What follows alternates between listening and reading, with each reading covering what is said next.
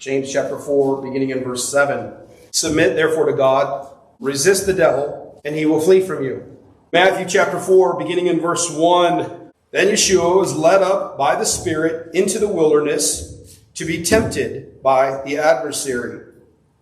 After he had fasted 40 days and 40 nights, he then became hungry. The tempter came and said to him, "If you are the Son of God, command that these stones become bread." But he answers and said, "It is written, man shall not live on bread alone, but on every word that proceeds out of the mouth of God." How do we gain victory over impure spirits? Where does James get this profound insight that all you have to do is submit to God, resist the devil, and he'll run from you? Is it really that simple? Where does James get this profound word of instruction? Could it be by seeing the example of his Lord? Could it be from the Torah itself? How does Yeshua find victory over Hasatan, the adversary?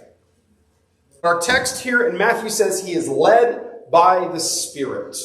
Now, what I want you to do is understand that the first thing is he's led by the Spirit. If you want to be victorious over the adversary, you have got to be led by the Spirit. We just got done reading the Torah portion, and it starts off with two key things. In verse 1, it says, "You shall do them." And in verse 2, it says, "You shall remember them." You shall remember the way. The reason why believers are constantly succumbing to the assaults of the adversary is because they have forgotten the way. But the sleeping giant's getting the wake-up call. The body of believers are coming to an understanding of who he was and what it means to walk in unity with the Lord, to walk in obedience to his commands. Jesus says, "If you love me, obey my commandments." The mitzvah is you shall remember the way. Simple enough, right?